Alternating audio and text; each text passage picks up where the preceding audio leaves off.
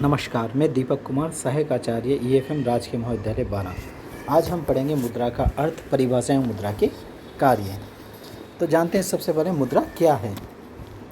मुद्रा शब्द का प्रयोग भारत में प्राचीन काल से ही होता आ रहा है। हिंदी भाषा का शब्द मुद्रा अंग्रेजी भाषा के मनी का रूपांतरण है। मनी शब्द लैटिन भाषा के मोनेटा शब्द से बना है। रोम की देवी जूनो मोनेटा नाम से प्रसिद्ध थे। इसी के मंदिर में प्राचीन रोम के सिक्के अंकित किए गए। इस कारण उन सिक्कों को मनी कहा जाने लगा। आधुनिक युग में कोई भी वह वस्तु जो मुद्रा के कार्यों जैसे विनिमय के माध्यम, मूल्य के मापक, ऋणों के भुगतान और संचय के साधन आदि को पूरा करती है तथा जिसे राज्य द्वारा मान्यता प्राप्त हो और जो सामान्य जनता द्वारा निसंकोच स्वीकार की जाती हो, मुद्रा कहलाती है। मुद्रा के कार्य मुद्रा कहलाती है। अब हम देखेंगे मुद्रा की परिभाषाएं। मुद्रा के अर्थ से हम सभी परिचित हैं और मुद्रा को भली बात समझने तो उसकी विभिन्न अर्थशास्त्रियों के द्वारा दी गई परिभाषाओं को भी जानना आवश्यक है। विभिन्न अर्थशास्त्रियों ने मुद्रा की परिभाषाओं को 4 भागों में विभाजित किया है। 4 भागों में विभाजित किया है। वर्णनात्मक अथवा कार्यात्मक परिभाषा, दूसरी वैधानिक परिभाषा, तीसरी सामान्य स्वीकृति पर आधारित परिभाषा और चौथा उचित दृष्टिकोण पर आधारित परिभाषा। वर्णनात्मक अथवा कार्यात्मक परिभाषाओं में निम्न परिभाषाएं सम्मिलित हैं। हार्टले विदर्स के अनुसार मुद्रा वह है जो मुद्रा का कार्य करे। दूसरी परिभाषा है टॉमस के अनुसार मुद्रा वह वस्तु है जो तत्परता से सामान्यतः जनता द्वारा वस्तुओं एवं सेवाओं तथा संपत्तियों का भुगतान करने में स्वीकार की जाती है तथा ऋणों का भुगतान करती है। एली ने भी मुद्रा की परिभाषा दी है। मुद्रा कोई भी वस्तु है जो विनिमय के माध्यम के रूप में स्वतंत्रतापूर्वक हस्तांतरित होती है तथा सामान्य ऋणों के अंतिम भुगतान में ग्रहण की जाती है। अतः इन परिभाषाओं को पूर्ण परिभाषा नहीं कहा जा सकता। कोई भी वस्तु तब तक मुद्रा का दर्जा प्राप्त नहीं कर सकती जब तक कि उसे वैधानिक मान्यता न मिले। वैधानिक मान्यता का अभिप्राय है सरकार के द्वारा उसे जब तक मुद्रा घोषित नहीं किया जाए। अब दूसरी परिभाषा है वैधानिक परिभाषाएं। कुछ अर्थशास्त्रियों का यह मत है कि जब तक किसी वस्तु को सरकार द्वारा कानून बनाकर मुद्रा घोषित नहीं किया जाता तब तक वो वस्तु मुद्रा नहीं कहला सकती। सामान्यतः प्रत्येक देश की सरकार किसी एक वस्तु को वैधानिक रूप में मुद्रा घोषित करती है और वह उस वस्तु को मुद्रा के रूप में प्रतिष्ठित करती है। वैधानिक दृष्टिकोण के अनुसार जो परिभाषा उनमें है, प्रोफेसर नेप के अनुसार कोई भी वस्तु जो राज्य के द्वारा मुद्रा घोषित कर दी जाती है मुद्रा हो जाती है। इसी प्रकार प्रोफेसर हार्टले के शब्दों में मुद्रा के 2 पहलू होते हैं। प्रथम, यह हिसाब की इकाई है तथा दूसरी यह विधिग्राह्य है। विधिग्राह्य से अभिप्राय है कानून के द्वारा मान्यता प्राप्त। मुद्रा की वैधानिक परिभाषाओं के अंतर्गत प्रोफेसर नेप तथा हार्टले इस बात पर बल देते हैं कि वही वस्तु मुद्रा कहलाती है जिसे सरकार मुद्रा के रूप में घोषित करती है। वैधानिक परिभाषाएं वर्तमान युग में अधिक व्यवहारिक प्रतीत होती है क्योंकि प्रत्येक देश द्वारा एक मुद्रा घोषित की जाती है तथा जिसे देश में स्वीकार करना अनिवार्य होता है। यह मुद्रा मान में तो सरकारी आदेश के बिना मुद्रा का कोई मूल्य नहीं होता। तीसरी प्रकार की परिभाषाएं सामान्य स्वीकृति पर आधारित परिभाषाएं। इसमें सबसे पहली जो मुख्य परिभाषा दी गई प्रोफेसर सेलिंगमैन के अनुसार मुद्रा वह वस्तु है जिसे सामान्य स्वीकृति प्राप्त हो। इसी प्रकार आरपी केंट ने भी परिभाषित किया कोई भी वह वस्तु हो सकती है जो सामान्यतः विनिमय के माध्यम मूल्य मापन के रूप में समाज के द्वारा स्वीकार की जाती है। इसी प्रकार रॉबर्टसन ने भी परिभाषित किया है मुद्रा वह वस्तु है जिसे विस्तृत क्षेत्र में दायित्वों के भुगतान के रूप में स्वीकार किया जाता है। इन परिभाषाओं के अनुसार मुद्रा वह वस्तु है जो वस्तुओं के मूल्य चुकाने, ऋणों का भुगतान करने तथा अन्य प्रकार के लेन देन के सौदों को निपटाने के लिए और साथ ही साथ मूल्य मापक के रूप में तथा समाज के द्वारा सामान्य रूप से स्वीकार की जाती हो। इस प्रकार मुद्रा में सामान्य स्वीकृति का गुण भी आवश्यक है। आगे, सामान्य स्वीकृति पर आधारित परिभाषाएं वैधानिक तथा वर्णनात्मक परिभाषाओं की तुलना में अधिक श्रेष्ठ है। प्रत्येक व्यक्ति मुद्रा केवल इसलिए स्वीकार करता है क्योंकि उसे यह विश्वास रहता है कि दूसरे व्यक्ति उसे वस्तुओं और सेवाओं के बदले में निसंकोच स्वीकार कर लेंगे। इसलिए मुद्रा में सामान्य स्वीकृति का गुण पाया जाना आवश्यक है। चौथी है उचित दृष्टिकोण पर आधारित परिभाषाएं। इस प्रकार मुद्रा को परिभाषित करने हेतु अपनाए गए तीनों दृष्टिकोण मुद्रा को एकाकी रूप में परिभाषित करते हैं। वर्णनात्मक परिभाषाएं कार्यों के आधार पर मुद्रा के कार्यों को प्रकट करती हैं। वैधानिक परिभाषाएं मुद्रा के कानूनी पहलू को उजागर करती है। इसी प्रकार सामान्य स्वीकृति पर आधारित परिभाषाएं यह प्रकट करती है कि मुद्रा का कार्य करने वाली कोई भी वस्तु जिसे सरकार द्वारा मुद्रा घोषित कर देती है तो भी जनता द्वारा स्वीकार न किए जाने की स्थिति में उस वस्तु की मुद्रा को श्रेणी में नहीं रखा जा सकता। इस प्रकार उपयुक्त तीनों वर्गों की परिभाषा मुद्रा की निम्नांकित विशेषताएं प्रकट होती हैं। मुद्रा में सामान्य स्वीकृति का गुण आवश्यक है। मुद्रा ऐसी वस्तु होनी चाहिए जो लेन देन में प्रयुक्त हो। मुद्रा में मूल्य मापन की क्षमता होनी चाहिए। मुद्रा सरकार द्वारा कानूनी रूप से निर्गमित होनी चाहिए। मुद्रा ऐसी वस्तु होती है जिसे स्थगित भुगतानों की क्षमता है। उचित दृष्टिकोण पर आधारित परिभाषाओं में डॉक्टर किनले ने विनिमय के तमाम साधनों को दो भागों में विभाजित किया है: सर्वत्र विनिमय के माध्यम के साधन और संकुचित विनिमय माध्यम के साधन। साख पत्रों जैसे बैंक चेक, बिल्स इत्यादि संकुचित विनिमय साधन हैं। किनले के अनुसार सर्वत्र स्वीकार किए जाने वाले विनिमय के माध्यम के साधन ही मुद्रा हैं। इसमें परिभाषा है डॉक्टर मार्शल के अनुसार मुद्रा में वो सभी वस्तुएं सम्मिलित होती है जो किसी विशेष समय अथवा स्थान पर बिना संदेह अथवा विशेष जांच पड़ताल के वस्तुओं और सेवाओं को अथवा अन्य व्यय के भुगतान करने के साधन के रूप में सामान्यतः प्रचलित होती है। इसी प्रकार दूसरी परिभाषा प्रोफेसर एली ने दी है। प्रोफेसर एली की परिभाषा है मुद्रा कोई भी ऐसी वस्तु जो विनिमय के माध्यम के रूप में स्वतंत्रता पूर्वक हस्तांतरित की जाती है और जिसे ऋणी के अंतिम भुगतान के लिए सामान्यतः स्वीकार किया जाता है। इसी प्रकार प्रोफेसर क्राउथर ने भी परिभाषित किया है मुद्रा कोई भी वह वस्तु है जो सामान्यतः विनिमय के माध्यम के रूप में स्वीकार की जाती है और उसके साथ वह मूल्य के मापक तथा उसे संचय करने का कार्य भी करती है। वाकर के अनुसार मुद्रा वह वस्तु है जो वस्तुओं के मूल्य अथवा ऋणों के भुगतान में स्वतंत्रता पूर्वक हस्तांतरित होती है, जो भुगतान करने वाले व्यक्ति के चरित्र अथवा साख के बारे में पता लगाए बगैर ही स्वीकार की जाती है और जो व्यक्ति से प्राप्त करता है वह इसका उपयोग स्वयं न कर किसी न किसी समय विनिमय द्वारा हस्तांतरित कर देता है। उपरोक्त सभी परिभाषाओं के आधार पर मुद्रा के निम्न गुण हो सकते हैं। मुद्रा में सर्व मान्यता का गुण होना आवश्यक है, अर्थात विनिमय के रूप में मुद्रा की स्वतंत्र स्वीकृति होनी चाहिए और सभी लोगों द्वारा उसे मूल्य तथा ऋणों के भुगतानों में स्वीकार कर लेना चाहिए। दूसरा गुण है मुद्रा के लिए यह भी आवश्यक है कि वह विनिमय माध्यम के साथ साथ वस्तुओं के मूल्य मापन का भी कार्य करे। तीसरा गुण है उपयुक्त परिभाषाओं के आधार पर यह भी कहा जा सकता है मुद्रा के चार कार्य विशेष महत्वपूर्ण हैं: विनिमय का माध्यम, मूल्य मापन का साधन, ऋणों का भुगतान तथा मूल्य संचय।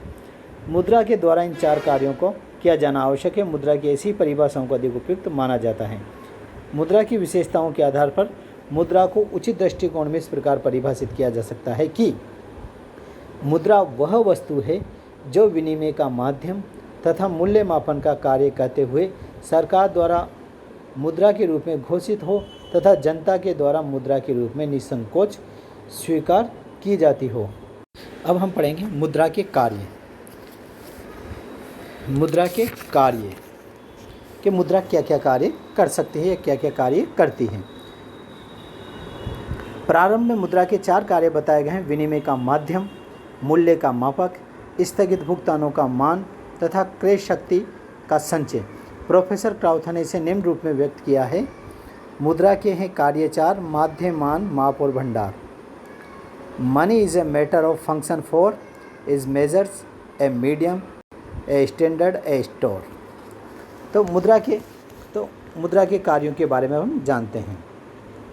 आधुनिक युग में मुद्रा के कार्यों को दो भागों में बांटा गया है, जिसे तालिका के द्वारा निम्न प्रकार स्पष्ट किया गया है। मुद्रा के स्थैतिक कार्य और दूसरे हैं मुद्रा के प्रायोगिक कार्य। तो सबसे पहले हम देखेंगे मुद्रा के स्थैतिक कार्य, जिसमें पहला कार्य मुद्रा के स्थैतिक कार्य। मुद्रा के परंपरागत कार्यों को स्थैतिक कार्य कहा जाता है। ये ऐसे स्थायी प्रकृति के कार्य हैं जो अर्थव्यवस्था का संचालन करते हैं, और इन कार्यों का विवरण इस प्रकार है। विनिमय का माध्यम, यह मुद्रा का प्रमुख कार्य है। मुद्रा का उद्भव इसी कार्य के आधार पर हुआ है। वस्तु विनिमय की कठिनाइयों को दूर करने हेतु सौदों के लेन देन में सर्वमान्य माध्यम के रूप में मुद्रा का प्रयोग किया जाता है, अर्थात वस्तुओं का प्रत्यक्षता आपस में न बदलकर मुद्रा के माध्यम से खरीदा एवं बेचा जाता है। इससे विनिमय व्यवस्था अधिक सरल एवं सुविधाजनक हो जाती है। जैसे वर्तमान में हम कोई वस्तु लेने के लिए जाते हैं तो वहाँ पर हम रुपए का इस्तेमाल करते हैं। मूल्य मापक, दूसरा कार्य है मूल्य मापक।